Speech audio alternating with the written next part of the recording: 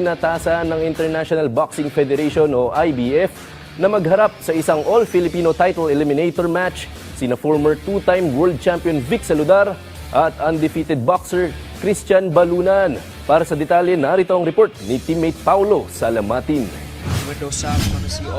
Kinumpirma ng International Boxing Federation o IBF ang pagtatalaga ng isang all-Filipino title eliminator bout sa pagitan ng undefeated strawweight contender na si Christian Balunan at two-time world minimum weight champion na si Vic Saludar.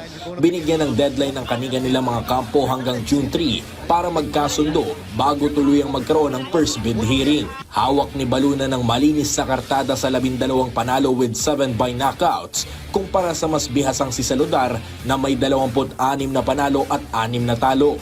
Naghain na si Balunan ng request para sa isang eliminator match nitong buwan, subalit tumanggi ang kampo ng kapwa Pinoy at WBC Regional Champion na si Joey Canoy sa imbitasyon na makipaglaban sa kanya. Maliban pa rito, patuloy din na nakikipag-ugnayan ng panig ni Balunan upang labanan ng WBC Junior Flyweight Champion na si Panya Pradapsri ng Thailand. Dahil dito, ano man ang mauna sa mga nakahaing oportunidad ay mahalagang hakbang para sa pangarap ni Balunan na makaapak sa isang world title fight. Sa ngayon, hindi pa nakakalaban si Balunan ngayong 2025, ngunit matatandaang nanalo siya ng 3 sunod na laban noong nakarang taon kung saan wala sa mga ito ang umabot ng ika-6 na round. Ang huling panalo niya pa ay isang technical decision laban sa isa pang Pinoy at former two-time world title challenger na si Robert Paradero.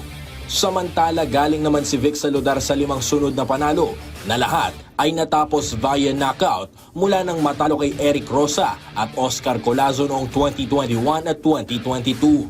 Ang pagkatalo niya kay Rosa ang tumuldok sa kanyang paghahari bilang WBA regular strawweight champion. Sa ngayon, nagbabalik si Saludar sa title contention at kamakailan lamang ay tinalo si Roldan Sasan via 4th round knockout noong February 8 sa Cebu City. Posibleng ang laban kay Balunan nang magbigay kay Saludar ng pagkakataong makabalik sa estado ng pagiging World Boxing Champion. Sakaling magtagumpay, posible niyang makatapat ang kasalukuyang IBF Strawweight Champion na si Pedro Taduran na matagumpay na naidepensa ang kanyang kampyonato kamakailan laban kay Genjiro Shigeoka sa Japan. Paulo Salamatin para sa Atletang Pilipino, para sa Bagong Pilipinas.